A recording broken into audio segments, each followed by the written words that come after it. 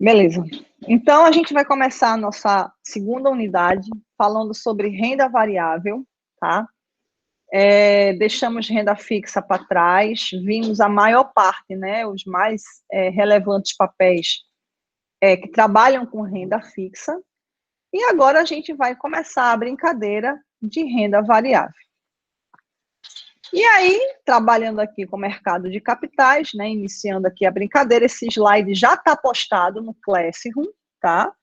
Então, vocês podem acompanhar lá, ele está lá na aula correspondente, que é a primeira aula que vem depois daquela aula de primeira unidade, daquele atividade primeira unidade, então esse material já está lá para vocês disponibilizados, eu disponibilizei hoje, para vocês acompanharem os slides. Então, o mercado de capitais é formado pelo conjunto de mercados, instituições e ativos, né? Mercados, porque a gente vai ver que existem vários mercados, né, que formam o mercado de capitais. Instituições, porque nós temos diversas corretoras, nós temos a própria Bolsa, né, a própria B3, e ativos, que são muitos papéis que existem, né?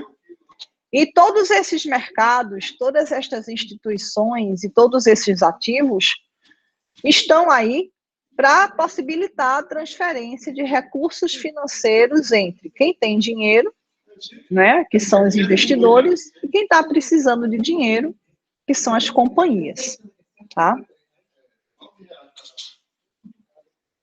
Bom, essa figurinha, ela vai nos mostrar o seguinte. Para que nós estejamos falando de mercado de capitais, é necessário que nós estejamos diante de sociedades anônimas.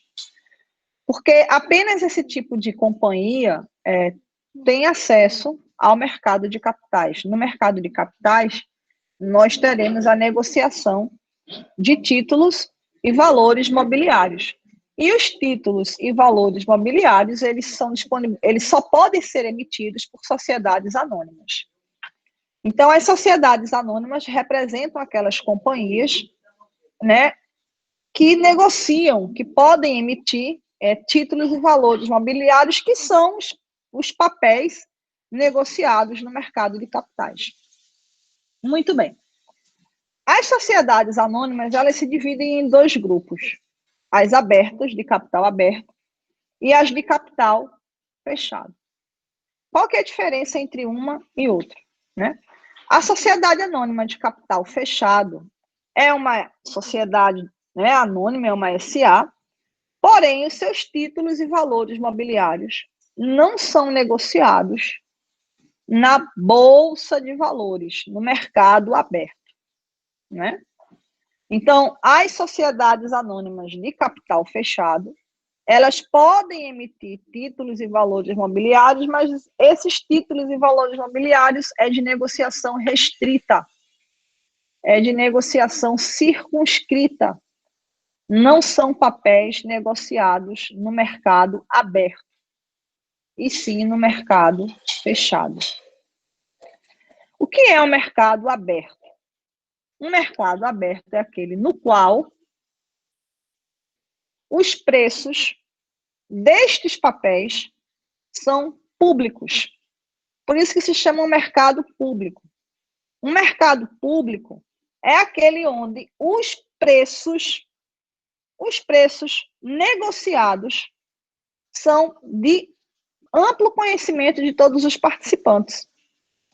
Então, se eu quiser saber o preço de uma ação da Petrobras, eu entro lá na corretora, eu entro lá no aplicativo e vai estar lá o preço de compra, o preço de venda, as negociações, etc. Mas se eu quiser saber, por exemplo, o preço de negociação das ações da Baterias Moura, eu não vou conseguir saber. Porque a Bateria Moura é uma SA de capital fechado. Não é que ela não negocie suas ações, ela negocia, mas é uma negociação restrita e os preços são privados. Então, é diferente de uma Vale do Rio Doce. Então, se eu quiser a qualquer momento comprar ações da Vale, eu compro.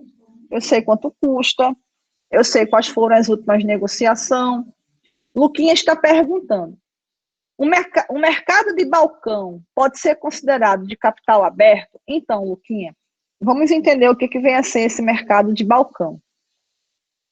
O mercado de balcão é aquele mercado, por exemplo, aonde você vai negociar as debêntures. É chamado ali mercado de balcão. É só o meu ou o áudio está baixinho? O áudio está baixinho, pessoal? Ixi, Maria, dê retorno se o áudio estiver baixo, tá, Léo? Não, tá bom. Tá bom? Beleza. Léo, acho que é o teu computador, celular. Aumenta aí o som. Então, aí, eu estava falando... Ai, meu Deus, eu estava falando com quem? Estava falando com o Lucas. Então, Luquinha, vê só. Então, o mercado de balcão é aquele mercado onde a gente vai negociar outros papéis que não são exatamente as ações. Qual? As debêntures. Então, mas o próprio mercado de balcão, que é uma plataforma secundária, Luquinha, ela também pode ser de acesso público ou privado. Exemplo, debêntures, tá? As debêntures, a gente vai negociar aquelas debêntures no balcão. O que quer dizer balcão, Lucas? Balcão é porque você vai negociar literalmente num balcão. Você vai ter uma pessoa de um lado, uma pessoa de outro, você vai negociar aquilo ali por telefone, porém os preços são públicos. Você sabe quanto custa, você sabe quanto foi a última negociação da debênture da Petrobras incentivada. Você entendeu, Luquinha? Veja, aquilo ali é mercado de balcão? É mercado de balcão, sim. Porém, é um balcão público, porque existem dois tipos de mercado de balcão. Existe aquele mercado de balcão onde, por exemplo, se você quiser comprar as ações da Moura, isso não é negociado em balcão. Simplesmente porque os papéis da Moura não são listados. Tu entendeu, Luquinha? A questão do balcão está implícita a noção de estar listado. Lucas, o que é estar listado? Estar listado é ter autorização da CVM para listar-se na B3. Acontece que nem tudo que é listado na B3 é negociado na plataforma Puma. Porque o que acontece? Existem várias plataformas na B3. A principal plataforma é aquela que a gente vai acessar as ações, as opções e os termos. As ações, as opções e os termos são o principal produto, que são as ações. Ou seja, o que está relacionado com as ações. FDIC, ETFs, debêntures e outras coisas mais, você vai negociar em balcão.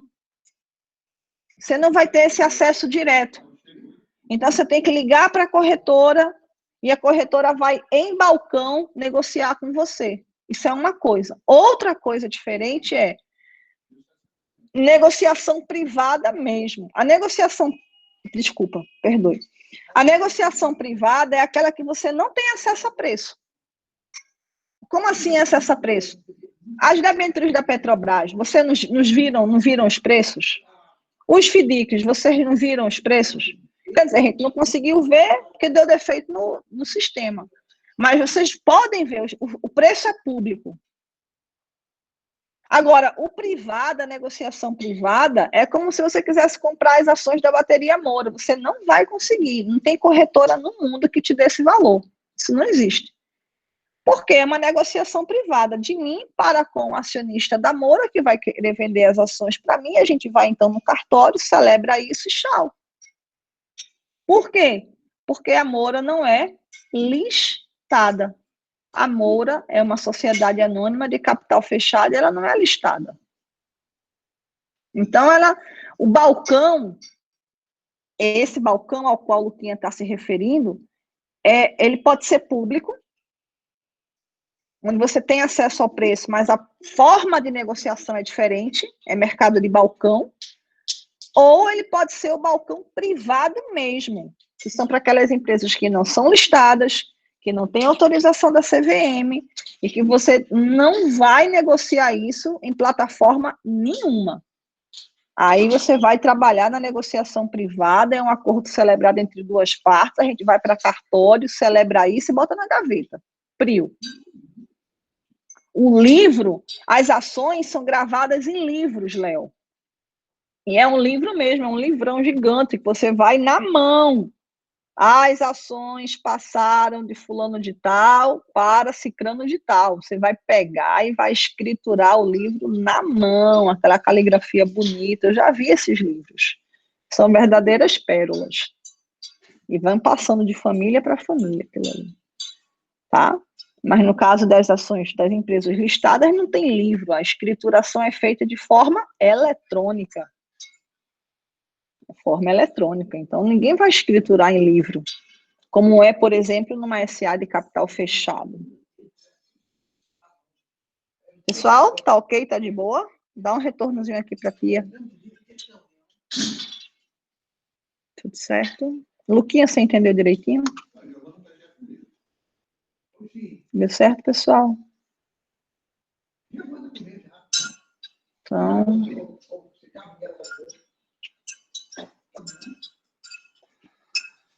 que os principais valores, né? As ações, as debêntures, os FDICs, os CRIs, os fundos de investimento, isso aqui tudo a gente já estudou, que faz parte da renda fixa. A gente vai se concentrar realmente nas ações, tá? Então, as ações representam a menor parcela do capital social de uma sociedade anônima. Então, vocês estão vendo aí o capital social, uma pizza, né? Dividido em várias fatias. A menor fatia desta pizza corresponde à ação. A ação é a menor parte, a menor fração do capital social de uma sociedade anônima. E as ações se dividem em dois tipos. Elas podem ser ordinárias ou preferenciais. As ordinárias, o detentor de uma ação ordinária, ela tem participação ou direito de voto nas assembleias. Então, todo detentor de ação ordinária, ele pode participar nas assembleias das decisões que são tomadas. Cada ação é um voto. Os preferenciais, eles não vão votar, eles não votam, tá? Mas eles têm preferência na distribuição de dividendos. Geralmente, os acionistas preferenciais recebem um pouco mais do que os acionistas ordinários. E eles também têm preferência no reembolso do capital, no caso de haver aí a liquidação da sociedade. Léo, as ordinárias costumam ser mais caras? Não, é o contrário. As preferenciais costumam ser mais caras. Por quê? Porque o que a gente quer no frigir dos ovos é dinheiro. E as preferenciais pagam melhores dividendos. Ninguém quer saber de votar. Ninguém quer participar de reunião, de assembleia. É uma graça. Inclusive, Léo, essa sua pergunta foi muito boa, porque isso daí tem uma implicação histórica, né? Se você me permite. É o seguinte, o mercado de capitais no Brasil é uma coisa bizonha. Porque qual é a história do mercado de capitais, pessoal? Para meros mortais é sempre mais interessante comprar preferenciais. O Willames, minha opinião sincera, é sim. Mas deixa eu te explicar o porquê disso. Para que serve, em essência, o mercado de capitais? Para aproximar investidor de empresa e eliminar o banco, né? Eliminar o intermediador financeiro. E como que surgiu o mercado de capitais no mundo? Qual é a história do mercado de capitais no mundo? Então a gente tem que voltar lá atrás, na época das grandes navegações, lá, e entender que naquela época, né, naquele momento ali da história da humanidade, principalmente ali pela Itália, ali pela Inglaterra, por ali, partiam as grandes navegações. Os italianos, eles eram exímios navegadores, assim como os ingleses também, tinham frotas. E como é que esse pessoal fazia? Ele saía ali, né, da Europa, né, e eles atravessavam a África e iam bater nas Índias. As Índias, naquela época, era 25 de março, né, São Paulo. Todo tipo de bugiganga tinha lá. Aí eles enchiam o navio de bugiganga, voltava pela África e retornava à Europa. Só que naquela época não tinha Google Maps, não tinha nada disso, né? Vocês vão de convir que era um negócio complicado e arriscado. E dessas navegações que iam, nem todas voltavam. Um monte ficava pelo meio do caminho, o navio afundava, era uma confusão. E o risco era muito alto. E aí essas empresas de navegação, elas precisavam de dinheiro para poder bancar essa história, né? Bancar essas viagens, bancar. E quem disse que os bancos queriam financiar? De jeito nenhum, porque o risco era muito grande e os bancos não estavam dispostos a encarar esse risco. Aí um olhou para o outro e falou: olha, vamos para o mercado e vamos pedir dinheiro para a sociedade. Aí foi quando surgiu, tá certo? As primeiras sociedades anônimas, elas surgiram exatamente em função do banco, das instituições financeiras na época, não quererem de jeito nenhum bancar o risco. Muito alto o risco.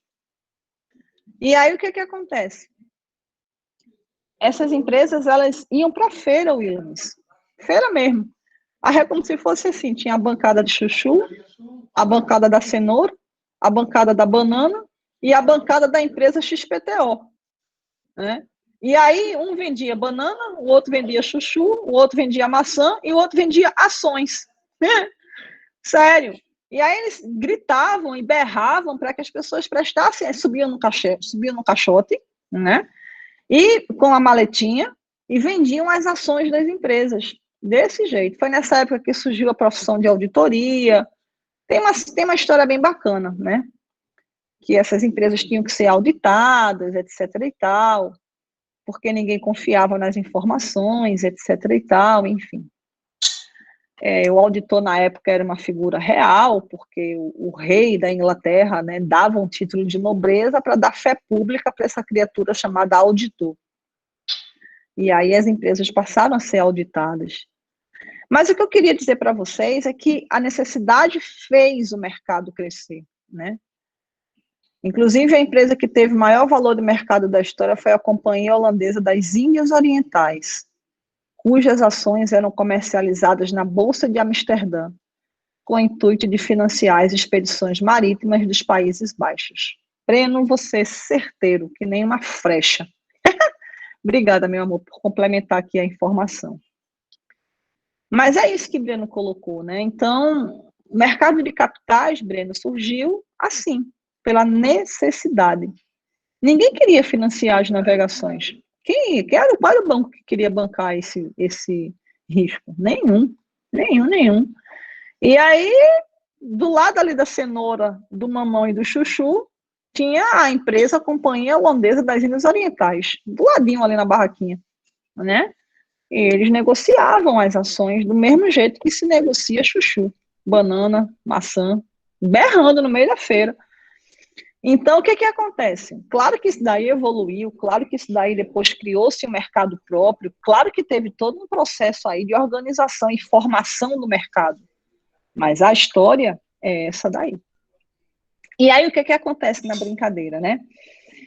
E aí surgiu o mercado de capitais, surgiram as sociedades anônimas, por uma necessidade real de dinheiro.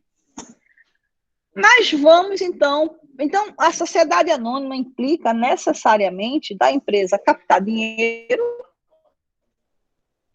e aceitar sócios, né? Você capta dinheiro, Breno, você vai no mercado vender as ações e, em troca, você vai ter novos sócios que vão chegar com capital para bancar a sua história, para bancar a sua empresa. Não existe em lugar nenhum no mundo ações preferenciais, Williams. Só existe no Brasil. É jabuticaba, só tem aqui. Mas aí a questão é por que, que o Brasil é diferente do resto do mundo inteiro, né? O Brasil tem umas particularidades impressionantes, né? Então, por exemplo, o Brasil, ele foi um dos únicos, por que será, né, Breno? Porque o Brasil tem umas histórias, Breno, engraçadas. Só existe no Brasil, Leozinho. Já pensou que doidice? É verdade. Mas deixa eu explicar por quê. Então, essa é a história do mercado de capitais, né? Ou seja, a necessidade de financiamento. Ô, Léo, me diz uma coisa, tu é doido de botar dinheiro numa empresa e não ter sequer o direito de dizer se está certo ou se está errado? Ninguém faz isso, Léo. Ninguém bota dinheiro numa empresa sem ter o direito de opinar. Porque o dinheiro não é seu. Como é que você vai botar dinheiro num troço e vai ficar calado? Feito Mona Lisa, só olhando. Isso não existe, né? Mas por que no Brasil é assim? Então, a resposta. O mercado de capitais tem seus 200 anos no mundo, né? Isso aí aconteceu na época das grandes navegações. Bote 250 anos aí. A não sei que pague bem, né, o Emerson? Não, mas não é assim, não. A história é outra. Então, há 250 anos atrás, surgiu o mercado de capitais no mundo, pela necessidade honrosa de se bancar empresas cujos bancos caíram fora, não quiseram, literalmente, bancar o risco. Muito bem. Aí a coisa evoluiu, tá certo? Essa modalidade de captação de recursos expandiu-se no mundo, foi firmando, foi ganhando identidade, foi ganhando mercado, foi ganhando adeptos, foi ganhando tudo, foi ganhando confiança, entrou na cultura. Aí o mundo evolui e a gente chegou no Brasil. O Brasil, ele foi descoberto em 1500, né? Mas ele só se tornou gente, né? Ele só se tornou economicamente ativo de muito pouco tempo para cá. Vocês têm ideia do ano em que foi editada a Lei 6.404, que é a lei que rege as sociedades anônimas? Vocês têm ideia? 76, claro. Então, perceba o quão novo é o nosso mercado. 76 para cá, quantos anos tem essa lei? 44 anos. Então, simplificando a história, Leozinho, quantos anos tem o mercado de capitais no Brasil? 50. Muito recente. É um bebê. E por que o mercado de capitais veio para o Brasil? Porque antigamente não tinha, né? A gente não tinha mercado de capitais, não existia isso. O Brasil ele foi colonizado por Portugal, necessidade zero, tá certo, de mercados, porque a gente era colônia, e a gente só repassava dinheiro para Portugal, só e somente só. Compramos a nossa independência, a independência do Brasil foi comprada, todo mundo sabe disso, e o Brasil assume as dívidas de Portugal junto à Inglaterra. E assim a gente se torna o primeiro país independente e, ao mesmo tempo, endividado, né? Um combo. Você compra a independência e ganha uma dívida junto. Na verdade, o Dom Pedro, quando está às margens do Ipiranga, né, com a sua espada em punho, proclamando a independência, do lado, Breno, tinha um papelzinho, uma carta. E essa carta que Dom Pedro assina, ele assina e se torna, naquele momento, o responsável pela dívida de Portugal. E assim nós ganhamos a independência. A gente comprou, né? Por isso que não houve guerra. Você pode dizer, todo país que se torna independente tem guerra, exceto o Brasil. A gente não teve um derramamento de sangue. O Belinda também é cultura, né, Clara? Tu não sabia dessa história, não, Clara? E aí a nação já nasceu endividada, uma dívida grande, né? Grande, realmente grande. E Dom João era totalmente, Dom João, o rei de Portugal, né? O Dom João totalmente endividado com a Inglaterra, né? E aí falou assim, ó, Pedro, tu quer ficar independente? Beleza, assina aqui esse papelzinho. Na verdade, quando o Dom Pedro vai às margens do rio, é muito alta a dívida, Breno, é altíssima. O Brasil herdou a dívida de Portugal com relação à Inglaterra. É por isso que a gente tem aqui aquela expressão, para inglês ver, né? Por que a gente tem essa expressão? Essa aqui é para inglês ver. É porque a gente tinha que prestar contas à Inglaterra, e a gente fazia aqui um arrumadinho para o inglês ver. E até hoje a gente tem essa expressão. Então, quando Dom Pedro foi às margens do Rio Ipiranga, ele foi marcar ali a reunião para assinar o papel onde ele assumia a dívida de Portugal, naquele momento. Né? É porque o retrato não mostra, a pintura não mostra, mas ali tinha um papelzinho, uma caneta de pena que ele assinou. Né? Reza a lenda que ele assinou nas costas de um dos soldados. Né? O soldado se fez da mesa lá, ele assinou assinou a carta e devolveu a carta para o rei Dom João, e naquele momento o Brasil se tornava independente. E aí, o que acontece?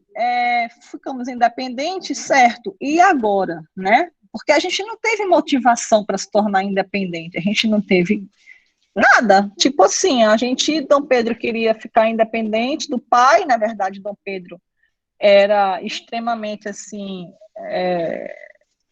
meu menino mimado, né, e não queria seguir as ordens de Portugal de jeito nenhum, né, e aí Dom Pedro, né, ficou aborrecido com o pai e assumiu a dívida do pai para se ver livre, na verdade, do pai.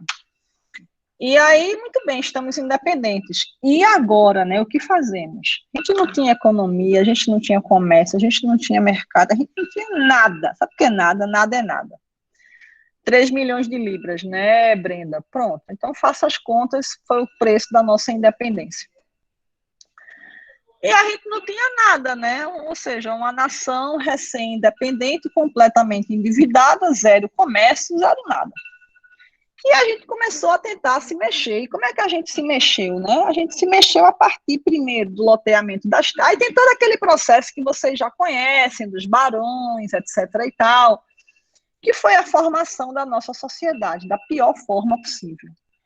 E a gente foi crescendo, né, pelo coronelismo, pelo patriarcalismo, por todo aquele processo de protecionismo, né? Tudo ali arrumado, prestar contas, no caso, a Pedro, a Dom Pedro, o imperador, então quem era amigo do rei estava feito, quem não era amigo do rei estava frito. O tempo foi passando, e os bancos, né, e particularmente aí a gente faz a menção ao Banco do Brasil, que foi o primeiro banco que veio para cá, na época de Dom João ainda, né, para poder recolher os impostos. E aí, então, a nossa sociedade, ela se desenvolveu através de bancos, particularmente aí o Banco do Brasil, né? Quando a gente ficou independente, né, a gente tinha todo um sistema de comércio baseado em bancos. E diferentemente da Europa, que tinha essa necessidade expansionista, etc. e tal, a gente não tinha nada disso. Então, tipo, o nosso comércio era muito básico, a gente era muito pequenininho, a gente não tinha grandes aspirações de crescimento, nada que o banco não suprisse. Então, a gente não tinha necessidade nenhuma de abrir o capital, além do que as empresas que existiam à época eram todas oriundas do coronelismo, Brenda. Todas oriundas do café, todas oriundas do leite, todas oriundas do agro. Agro é pop, né?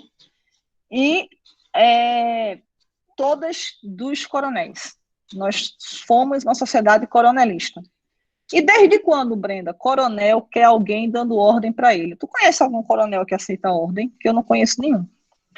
Tu conhece algum coronel que quer que alguém diga o que ele tem que fazer ou deixe de fazer? Eu também não conheço nenhum. Então, como é que você imagina que foram surgindo as empresas no Brasil?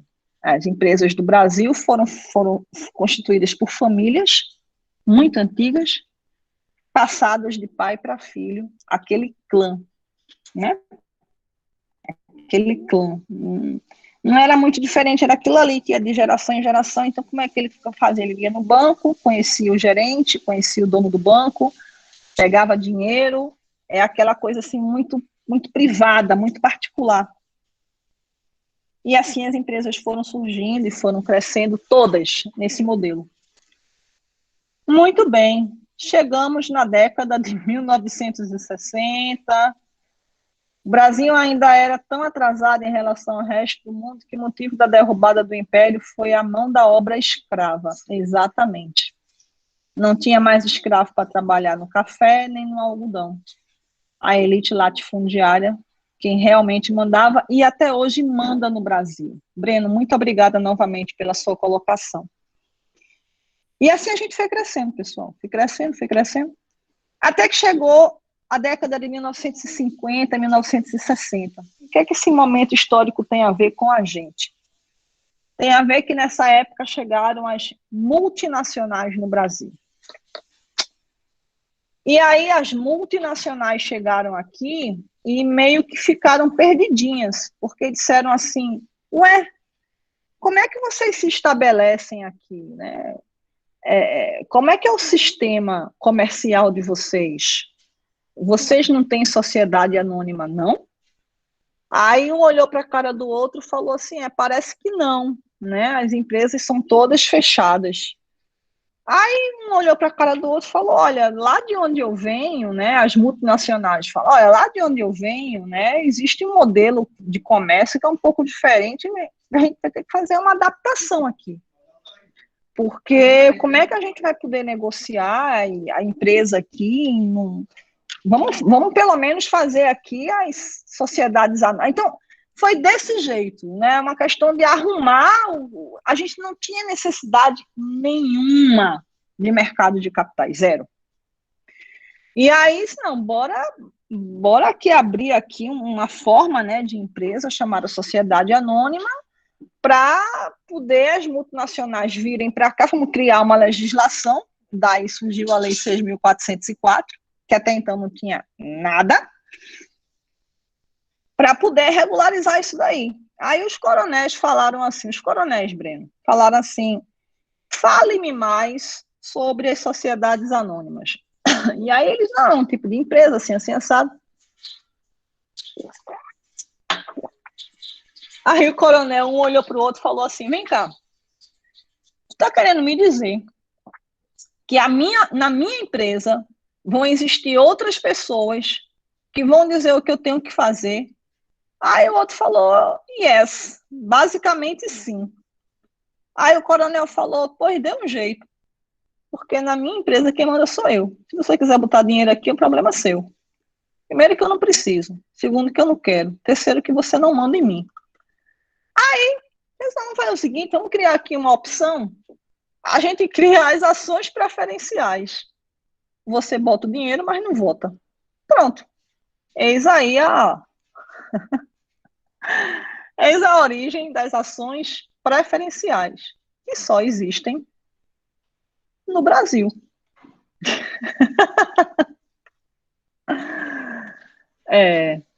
Exatamente. Foi desse jeito que aconteceu, né? O nosso mercado. E aí, o que acontece? Você não manda em mim. Você não manda em mim, se quiser dar dinheiro aqui, você bota, mas quem manda na empresa sou eu. E aí, como a gente não teve necessidade nenhuma de mercado de capitais, porque veja, pessoal, é completamente diferente da história europeia. Lá eles precisavam do dinheiro, aqui não precisava de nada. Mas foi necessário criar o mercado de capitais para que as multinacionais pudessem vir para cá e se estabelecer. Porque, tipo, quando a Johnson chegou aqui no Brasil, ela um olhou para a cara do outro e falou, entendi, né? Eu só compro ações ordinárias? Eu não, Luquinha, só compro preferencial. Por que eu vou querer ação ordinária? Eu não voto, nem me interessa. Meu filho, eu quero que me pague bem. O resto. Então, veja só, a gente não tem cultura, Lucas, de ações ordinárias. Pode perguntar, eu dou minha cara à tapa. A quem é acionista? Se alguém já participou de alguma reunião, alguma assembleia, né? Claro, ema, eu quero lá saber, eu quero meu dinheiro e tchau. Entendeu? E por quê? Mas entenda, Clara, por que isso aconteceu? Porque a gente não teve a necessidade, nem a cultura. É por isso que até hoje o mercado de capitais no Brasil é subnutrido. É subnutrido porque a gente não sabe para que serve direito. Vocês estão estudando o mercado de capitais, vocês são uma parcela muito pequena da sociedade. Pergunte a seus amigos quanto deles conhece e investe. Faça essa enquete em casa, seus pais, seus tios, seus irmãos. Pergunte quem conhece e quem investe. Pouquíssimos. Porque o Brasil não tem cultura de mercado de capitais. E para que ele tenha essa cultura, vai demorar um século. Sem brincadeira nenhuma. Não é essa geração nem a outra. É um século daqui para frente. A gente começar a entender como é que funciona a história. Até lá, meu irmão, esquece isso. Não te pertence. A gente está falando agora de mercado de capitais. Meus pais dizem que é investir para perder dinheiro. Pois é, mas não é exatamente essa a história, Sandra. Não é, não. A história do mercado de capitais é outra. Não é cassino, né? A Bolsa de Valores não é um cassino formal, um cassino admitido por lei. Não é isso. A Bolsa de Valores é um local de investimento. Agora, há quem vai especular, mas não é essa a proposta. A proposta da Bolsa não é especulação. A especulação faz parte. É que nem a auditoria. A auditoria não existe para achar erro ou para achar fraude. Achar fraude faz parte, mas não é a proposta da auditoria. A auditoria é para certificar-se, né? Verificar se o que está na contabilidade corresponde à realidade. O Breno está dando aqui umas dicas. Somente 1% da população investe na Bolsa. É muito pouco, tá? Nos Estados Unidos, mais da metade da população investe no mercado de ações. Então, Breno, aí mais uma vez. Ninguém entende, Breno, de mercado de capitais. Vocês são uma minoria, uma exceção, bem exceção à regra. E quem entende de mercado de capitais, na sua ampla maioria, entende da pior forma possível, tá? Da pior forma possível. Então, o que acontece, Vivi? A gente não tem essa cultura, a gente não tem essa noção, a gente não tem conhecimento, e a gente tem as ações preferenciais que só existem no Brasil. E a história vocês agora já sabem, né? É porque aqui no Brasil, qualquer notícia política gera oscilação. Não, não é não, Gabriel. A política, ela existe em qualquer lugar do mundo. Não está uma danação agora nos Estados Unidos com as eleições presidenciais do nosso querido presidente Trump? Dá uma zona. Não tem como você se abster da política, Marcílio. Essa não é a questão, tá? A questão nossa é falta de cultura de bolsas. A gente, e é compreensível, a gente não tem cultura porque a gente não tem necessidade. E a gente não tem necessidade porque não está na formação do mercado. O mercado brasileiro não foi formado com a necessidade de investimento em bolsa. Sabe o que acontece? É como Sandra disse, o senso comum sobre o mercado de ações é coisa de rico. Pobre não investe. Pobre não investe, é cassino, né? Uma coisa assim para você, hora ganha, hora perde. Eu já escutei muito que é no cassino formalizado. E eu só faço olhar, eu vou discutir, vou nada, né? Por quê? Porque é perda de tempo e vai demorar muito tempo até que a gente convença e, sinceramente, eu não vou me preocupar. Então, assim, a gente está falando de mercado de capitais agora porque a Selic está 2%, mas quando a Selic estava 16%, 20%, meu Deus do céu, não tinha bolsa certa. Não tinha bolsa certa. Nosso país é um país rentista, trabalha com renda fixa. Renda variável está acontecendo agora. Está acontecendo agora. Mas nada garante que isso vai se perpetuar pelos próximos anos ou décadas. Não tem garantia, não. Esquece isso, tá? E a gente não tem essa cultura porque não teve essa necessidade. É uma coisa que veio, tipo, apareceu aqui e faça agora com isso, né? Vai usando aí e depois vê se tu gosta. Mais ou menos desse jeito. Mas vamos seguir adiante. Quando a gente fala em ações, Breno, quando a Selic voltar a subir, a tendência é todo mundo voltar para a renda fixa. Não tenha nem dúvida, nem dúvida. Não tenho dúvida nenhuma. Até porque, Breno, são ciclos, né? A gente já passou por um ciclo desse, de euforia no mercado de ações, há o quê? 7, 8 anos atrás. Depois acabou. São ciclos, né? A gente não tem cultura, Breno. Você muito bem escreveu ali. É 1% da população. 1% é pouquíssimo. É pouquíssima gente. É quase nada. E tem o pior da história, Breno, é que quem entra no mercado de ações pela primeira vez, raramente entra com conhecimento. A maioria entra de qualquer jeito, não sabe nem o que está fazendo, entendeu? E vai arriscando e se dá mal pra caramba e perde dinheiro, a confusão. Poucas pessoas entram no mercado de ações com conhecimento, com bagagem, com estudo, entendendo o que é que está fazendo. Vixe, a maioria não está aqui, não está nem aí, só quer ganhar dinheiro no curto prazo e tchau. E não é essa a proposta, né? Não é essa a proposta. No nosso estudo aqui sobre o mercado de capitais de renda variável, eu vou passar para vocês uma outra visão de mercado de capitais, de bolsa, de ações. Eu vou passar uma visão de acionista e investidor, né? Não de acionista especulativo. Embora haja, e eu acho bacana, mas não é essa a minha proposta. Eu não vou formar aqui cento e tantos malucos para estar investindo em bolsa feitos doidos, né? Quando a Selic aumentar, o valor dos investimentos na renda variável tende a diminuir. Olha, Luca, eu não sei, mas historicamente foi isso que aconteceu. Eu não posso dizer para você que o passado se repete no futuro. Mas, se você olhar para trás, é isso que aconteceu. A Selic volta a subir e esvazia o mercado. Eu não sei se vai ser assim. Não tenho como te dizer. O que eu posso te afirmar é que no passado foi. E no futuro vai ser igual? Eu não sei, né? Eu não sei te dizer. O que eu vou te falar é, eu vou te passar conhecimento de mercado de uma outra forma.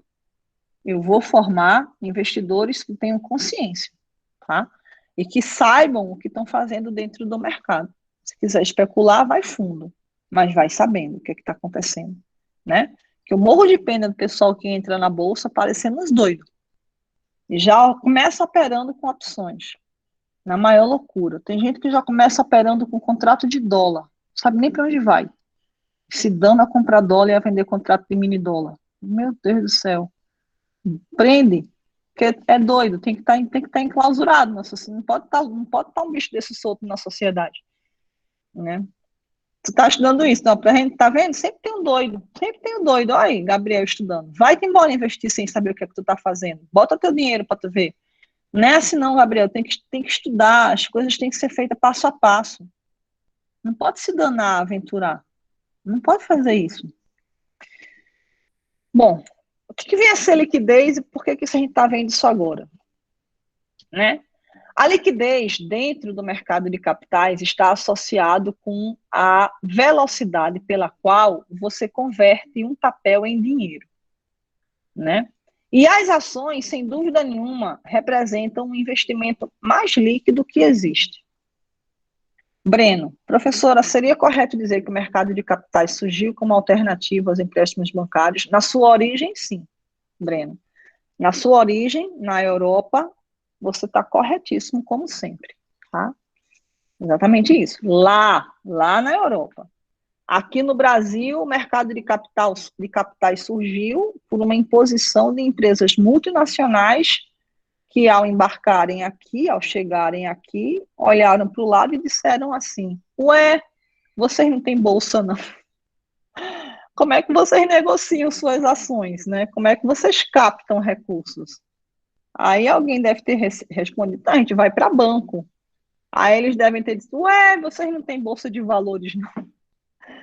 É bom criar uma, viu, pessoal? Assim, vocês estão um pouco atrasados. Ué, como é isso? Oi, what? Até porque cada um sabe como é difícil ganhar o dinheiro do nosso esforço, do nosso suor, mas gastar é um estalar de dedo. Opa, Marcos, gastar é assim, ó. E tu sabe, né, que eu sou pirangueira pra burro. Vai tirar dinheiro do meu bolso pra tu ver se eu não dou uma mordida. Oxi, não tem perigo nenhum. Olha, para eu investir, Marcos, em alguma coisa, eu fico olhando, feito jacaré, só o olhinho de fora da água, só observando.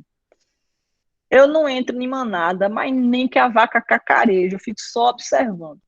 Eu não entro, eu morro de medo. Para eu botar meu dinheiro em renda variável, eu estudei muito aquilo ali, até chegar lá dentro. Né? Porque eu sou uma pessoa muito desconfiada e eu sou uma pessoa que eu tenho que me sentir muito segura para fazer as coisas. Eu não faço de qualquer jeito, não, até porque dá um trabalho danado para ganhar dinheiro. É que nem Cleópatra, né? É mais ou menos isso. Se eu aproveitei a pandemia para comprar, com certeza. Ah, quem estava lá na hora, né, naquela baixa histórica de março, comprou, né? Professor, é normal comprar um TD pré-fixado, ele diminui primeiramente, é normal, ao comprar um TD, ele diminuir o valor acumulado ser menor que o valor investido. Claro, se você comprou Tesouro Direto pré-fixado, não fica olhando o preço todo dia, relaxa. Ficar olhando o preço todo dia, você vai estar vendo a variação, a flutuação do teu Tesouro Direto em relação ao mercado secundário. Vai variar? Vai. Vai variar pra caramba agora? Vai. A gente vai estar mergulhando nas eleições presidenciais dos Estados Unidos, vai estar mergulhando nesse problema do Covid que está na fase final das vacinas, e vai ter muita oscilação aí fora, que vai refletir aqui dentro. Então, o que não vai faltar é oscilação. Bolsa americana, pelo reboque. Bolsa brasileira, economia internacional, por conta desse Covid. Chegando o final do ano, nada de vacina. A segunda onda do Covid já está na Europa virada no tetel. Os países estão voltando a fechar as fronteiras, né? Hoje tem debate, Breno, mais tarde, exatamente. Então, assim, está um clima de instabilidade muito grande e vai oscilar. Não se preocupa, tá? Fica tranquila e, lógico, não vai ficar desatenta. Não vai dar uma de doida, de alienada, mas não fica muito grilada nisso, não, porque é natural que oscile, tá? Você não comprou o TD pré-fixado, aquela taxa é sua. Pronto. Se precisar negociar antes do tempo, você já sabe que vai ter um certo deságio, mas segue o fluxo, tá? Daqui até o final do ano, Breno, já ouviu falar de montanha-russa? Pronto, bem-vindo a ela, porque a gente vai estar dentro de um carrinho de montanha-russa até chegar a dezembro, porque a gente está num momento crucial, está chegando o final do ano, né? A economia internacional não se recupera, o país, o Brasil, não consegue ter uma recuperação estável, o mundo está entrando na segunda onda do Covid, a gente achava que ia para frente, mas exatamente, Marcos. Então vai ter muita instabilidade, a gente está só no começo. Quando chegar realmente mês de outubro, que chegar novembro, pronto. Aí o bicho pega porque está se esperando a vacina, né? E cadê essa vacina que não sai? Cadê que não sai? Cadê a economia que não decola? Né? Os países com as fronteiras fechadas, isso é muito ruim, né? Ninguém sai, ninguém entra, e com isso as coisas não andam, fica tudo travado, né? Sim, aí, então, voltando para a liquidez, as ações, eles representam um investimento mais líquido que existe, né? Ou seja, a qualquer momento que você queira vender suas ações, você consegue vender em 3 segundos, né? O tempo de você colocar o preço lá e vender. Então, é o investimento mais líquido que existe. Não existe nenhum outro investimento mais líquido do que ações. Vai botar um carro para vender, vai demorar aí um tempo. Você bota uma casa para vender, vai demorar aí um tempo. Você bota, né, qualquer outro investimento para vender, demora. As ações são 3 segundos, né, 2 segundos, é o tempo que você coloca o preço lá. Não significa que você vai ter lucro sempre, mas eu estou dizendo que você converte em dinheiro instantaneamente. Então, isso é o que a gente chama aí de liquidez, né? E aí, a liquidez das ações se torna em momentos, num momento em que o mercado está muito volátil, que é o nosso, né?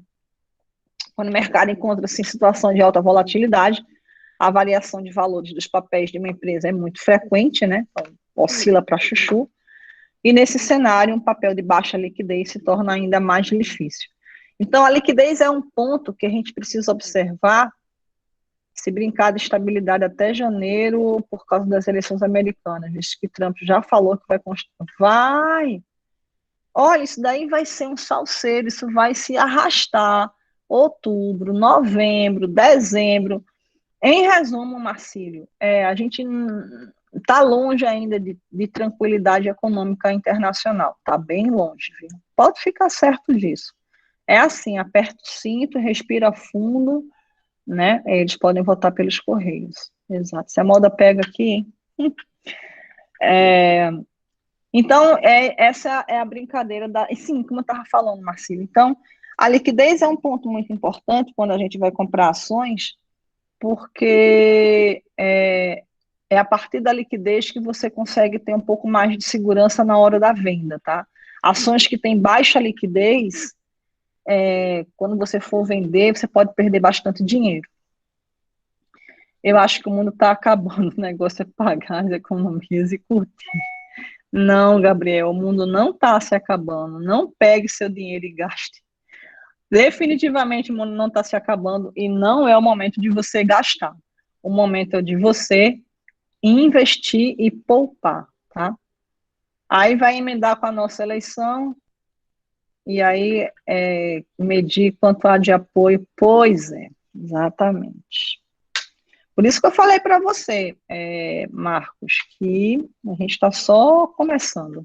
Daqui até janeiro, fevereiro do ano que vem, vai ser tanta água que vai passar por debaixo da ponte que chega a dar sono. Porque muita coisa ainda vai acontecer. E o mais importante, né, o Emerson, precisa ver essa vacina, né? Se essa vacina sai, se ela não sai, muita coisa passa por ela. Muita coisa passa pela vacina. Porque a gente não sabe como é que vai ficar a situação. Saiu hoje no noticiário 1 milhão de pessoas mortas, né? E a previsão é que, se até o final do ano não sair danada da vacina, 2 milhões de mortes.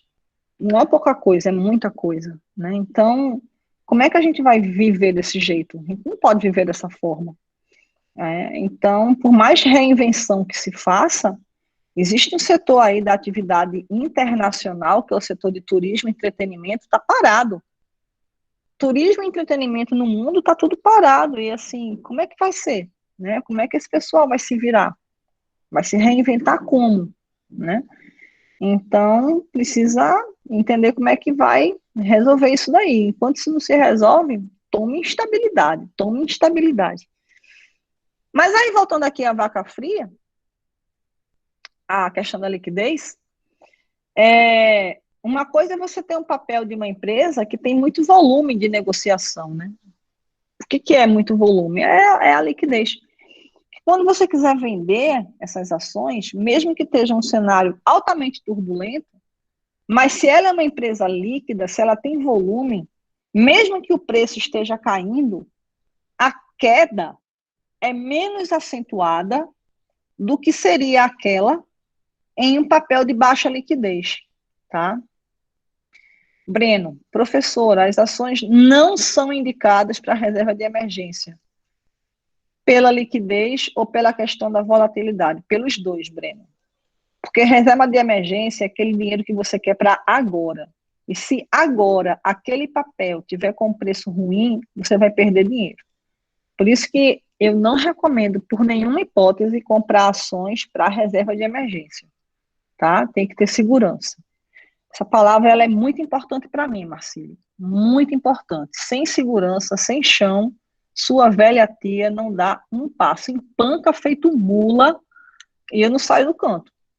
E não tem papo certo, não tem história. Eu empanco feito uma mula mesmo, não saio do canto.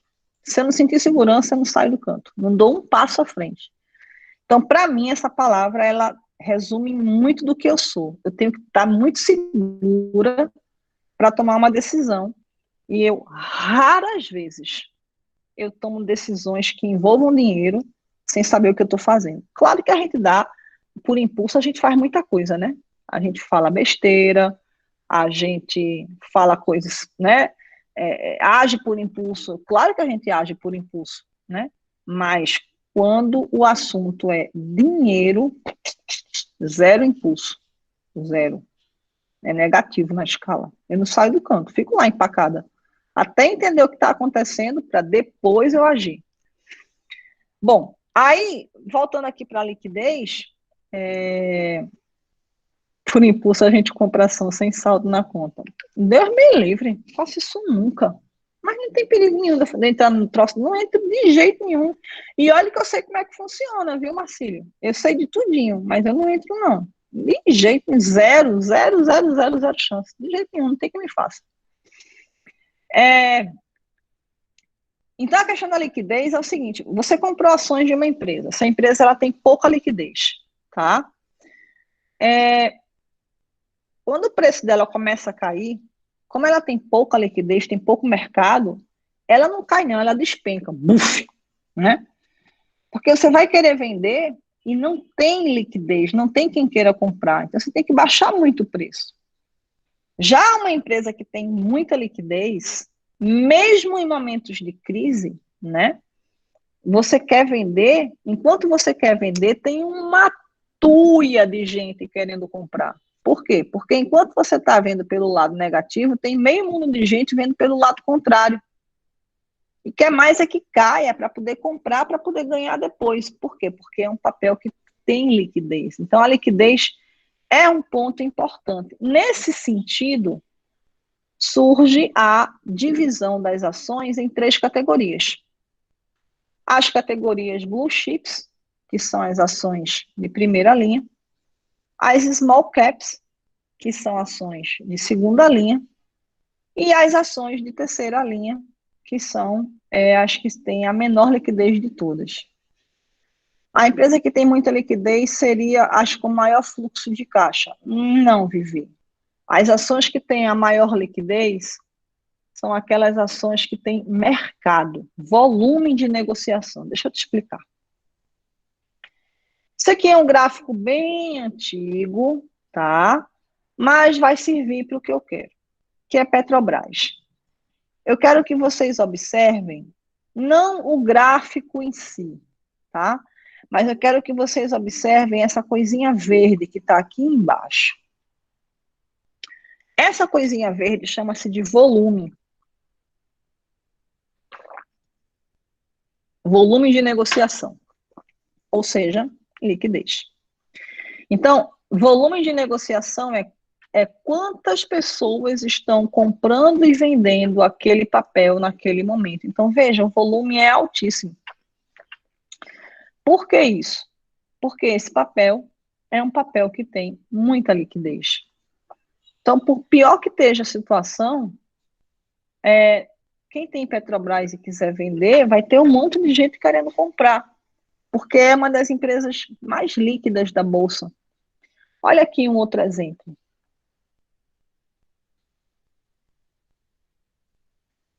É a Vale. Olha só, um montão de gente querendo comprar e querendo vender. Não vai olhar para o gráfico. Nada de olhar para gráfico agora, de jeito nenhum. Eu quero que vocês olhem para esse negocinho verde aqui, ó. Esse negocinho verde aqui é o volume de negociação ou a liquidez. Agora vem uma empresinha menor.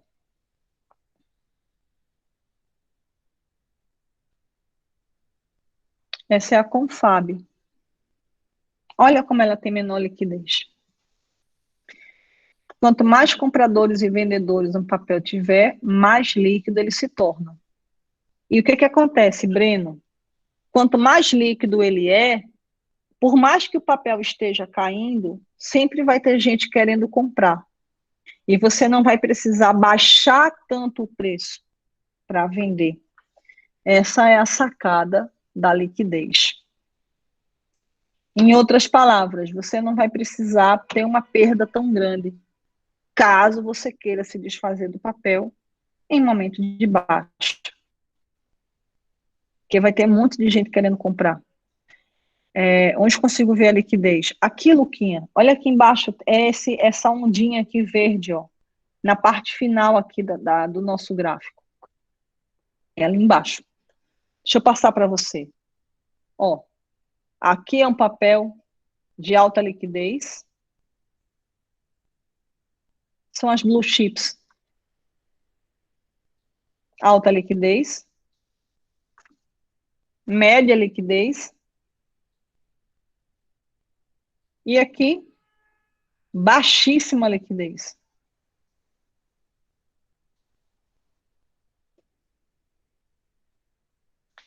O site? Sim. Eu gosto muito do Investing, Luca. A gente vai trabalhar a parte prática, a gente vai mostrar isso para vocês. Eu gosto muito do Investing, tá? Investing.com, mas nada obsta que vocês tenham seus sites particulares. O Investing, ele tem muita informação boa, a gente vai trabalhar, inclusive, com ele. Agora, a gente também está aberto para outros sites, tá? Marcílio, qual a diferença das small caps? É liquidez, Marcílio. Small cap está relacionado com liquidez. Ponto. E também, normalmente, sabe, Marcílio, as empresas small caps, elas têm uma liquidez pequena, porque normalmente, via de regra, também se associa à maturidade, são empresas muito jovens. Mas aqui é uma ação de terceira linha, uma small cap. Qual é a característica de uma small cap? Estão vendo esses buracos aqui, ó? Vocês estão acompanhando o meu mouse, né? A liquidez não está associada ao preço, William. A liquidez está associada ao volume, tá? Eu achei interessante o caso da Vale após Brumadinho, que foi aquele acidente ambiental terrível. Nas semanas que se sucederam à tragédia, as ações despencaram, mas pouco tempo depois os preços já estavam alinhados. Professora,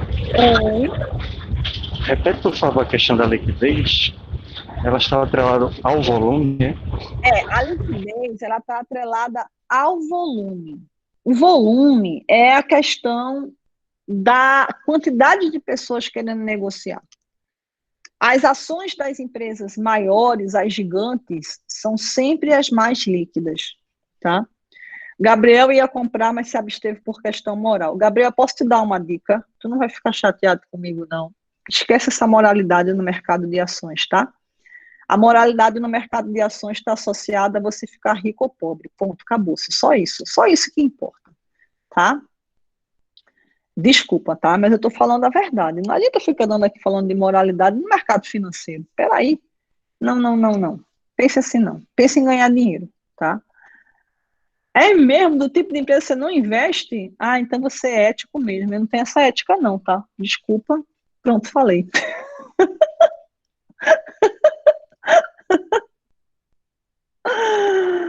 Eita, pronto, falei. Eu não tenho essa ética, não. Se pagar bem, eu vou. Deus me livre, tá sendo gravado. Eita, gota. Mas tá acabando com o meio ambiente, né, Gabriel? Eu sei, meu amor, eu só penso nos dividendos. Gabriel é um bom homem, eu sou um monstro. Eita, gota serena, a professora é um monstro e Gabriel é um anjo, como diz o próprio nome, né? Gabi César, está sendo gravado. É bom porque vai para o YouTube, todo mundo vai saber. Mas a gente já tá 1 hora e tanto de aula. Acho que ninguém vai assistir essa aula até o final, não. Eita!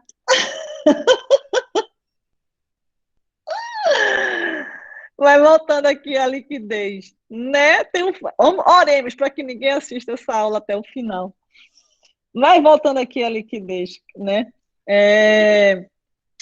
A liquidez, ela está associada ao volume. Ela não está associada nem a preço, né? Passa o pano, cala a boca.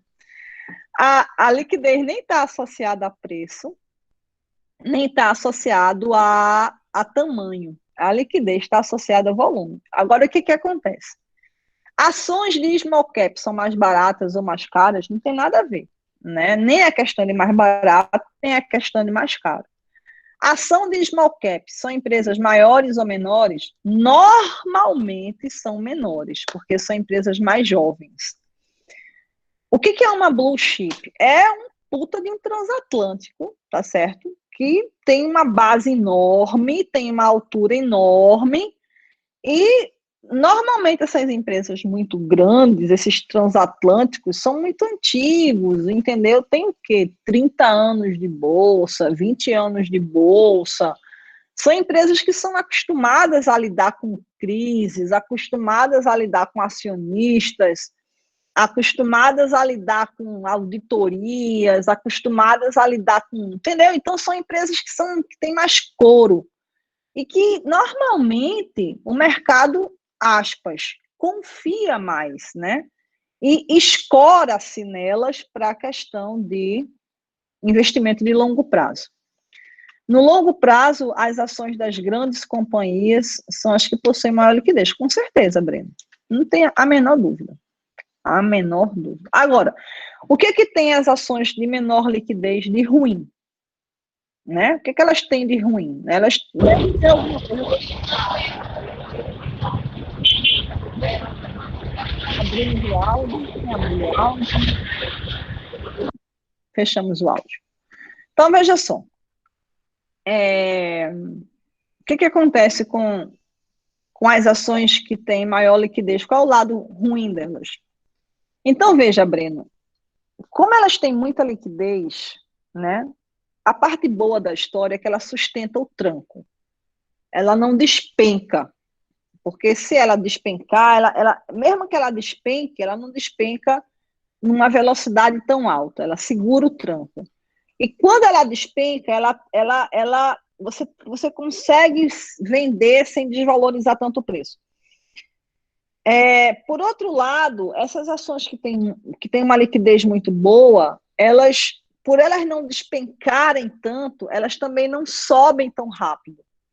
Então, as ações que as blue chips têm por característica entre aspas, a maior estabilidade em relação à volatilidade, ou seja, elas não pipocam muito, elas não têm esse pipoco de preço, para cima e para baixo, tá? As small caps são aquelas que têm a maior possibilidade de ter uma excelente valorização, mas elas têm as maiores volatilidades. Exatamente. Exatamente, Marcelo. As small caps, você ganha nelas no preço, né? Porque elas esticam muito. As blue chips, elas não vão esticar. Então, você não ganha no preço. E a pergunta é, ora, se não ganha no preço, ganha em quê? Resposta, dividendos. Normalmente, blue chips são excelentes pagadores de dividendos. Ah, mas eu não quero isso para mim. Então, não compre blue chip. Simples assim. Tá? Então, não compre. Compre outra. Compre small cap para ganhar no preço. Se você comprar blue chip, você estará comprando papéis que têm uma maturidade maior, não vai ganhar no preço como você gostaria, e você vai ganhar dividendos como rendimento. Então, se o seu pensamento é de longo prazo, provavelmente você vai se adaptar melhor a uma blue chip.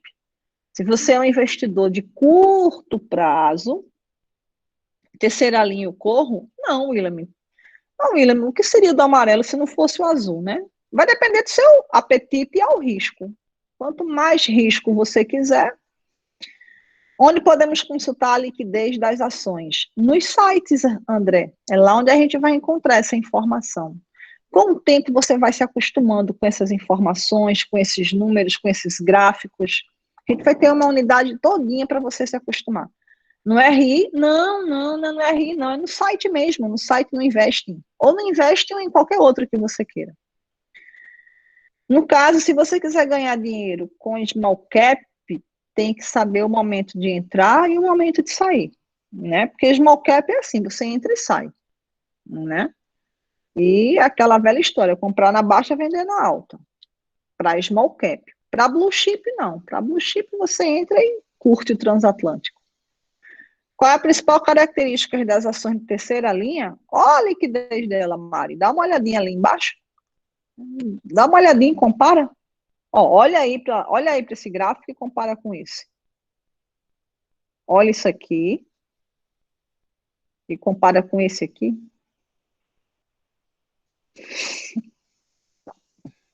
Tá?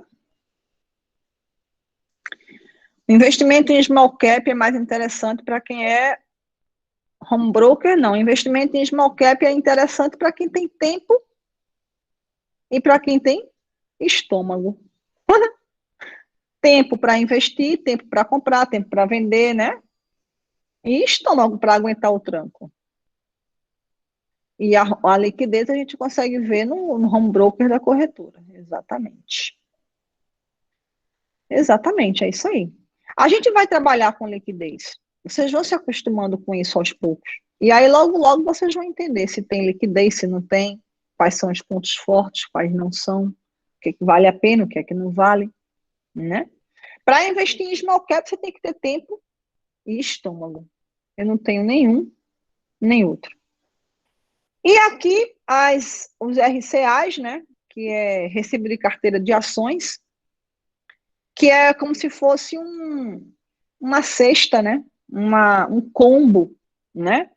Um combo de ações previamente estabelecidas e fixadas e que você compra como se fosse um papel único, né? Qual é a vantagem da ação de terceira linha, William? Preço. Você consegue ganhar no preço. Você compra, ela é muito esticada, então você consegue ter um bom. RCA não seria um fundo? Sim e não. Você pode comprar o RCA, né, Breno? Você pode comprar. É uma espécie de fundo. Ok. É uma espécie de fundo. Assim eu fico melhor para responder. É uma espécie de fundo. Você está correto, Breno. Um tipo de fundo. As empresas da segunda linha são mais consolidadas que as de terceira, né, Elaine? Primeira linha é o transatlântico gigantão, segunda linha é um projeto de transatlântico, terceira linha é uma canoazinha, né? É uma canoinha ali que está por ali. Segunda linha tem mais robustez, né? E a de primeira linha. Por que é que elas são melhores para dividendos? Qual? A de segunda linha ou a de primeira linha? De primeira linha que você está falando, né? As blue chips. Pensei que as empresas mais sólidas eram melhores. E não é isso mesmo? As empresas mais sólidas são as melhores. E as empresas mais sólidas é de primeira linha, são os blue chips. O que significa os buracos? Os buracos é que naquele período ali não houve comprador nem vendedor, não houve negociação. Não houve negociação. Esse buraco aqui que você fala, né? Porque não houve negociação, porque ela não tem liquidez.